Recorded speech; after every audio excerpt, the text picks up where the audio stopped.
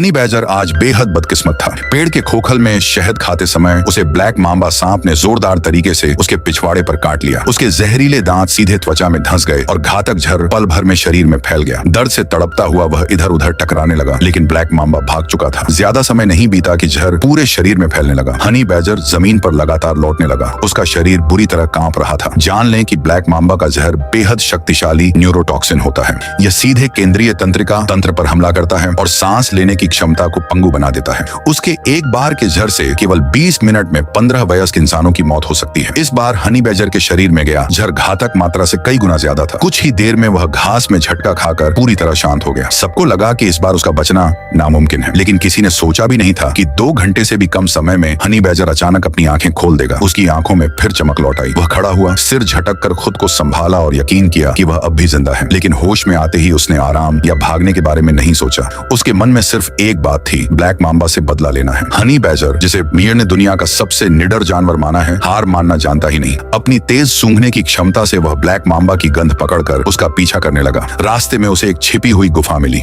वह अंदर घुसा और बाहर निकला तो उसके मुंह में एक जंगली कुत्ते का बच्चा था। अफ्रीकी घास के मैदान में झुंड में रहने वाले जंगली कुत्तों को छेड़ना बेहद खतरनाक होता है, मगर हनी बैजर कभी परिणाम नहीं सोचता। जल्द ही पूरा जंगली कुत्तों का झुंड उसे घेर कर खड़ा हो गया। उन्हें लगा कि वे आसानी से उसे चीर देंगे, मगर हनी बैजर की खाल लगभग 6 मिलीमीटर मोटी और ढीली होती है। अगर कोई उसे काट भी ले तो वह पलटकर हमला कर सकता है। जंगली कुत्तों ने काफी देर तक उसे नोचने की कोशिश की, लेकिन उसे खास नुकसान नहीं पहुंचा सके। उल्टा वे खुद थक गए। हनी बैजर के पलटवार ने उन्हें पीछे हटने पर मजबूर कर दिया। अंत में उन्हें हार मानकर जाना पड़ा। जंगली कुत्तों से पीछा छुड़ाने के बाद भी उसने ब्लैक मांबा को ढूंढना नहीं छोड़ा। उसके मन में अब भी बदले की आग जल रही थी। शायद हम हनी बैजर को इसलिए पसंद करते हैं क्योंकि उसमें हमें वह गुण दिखाई देते हैं जिनकी हम चाह रखते हैं। जिंदगी चाहे कितनी बार गिरा दे, वह हर बार उठकर फिर आगे बढ़ता है। वह समझौता करना नहीं जानता, हार मानना नहीं जानता। जो उसे चोट पहुंचाए उसे हिसाब बराबर करना है। जो उसका रास्ता रोके उसे पार करना है। कभी कभी हनी बैजर जैसी जिद भी जरूरी होती है। दिल के इरादे के लिए जीना और ठान लेने के बाद पीछे मुड़कर न देखना।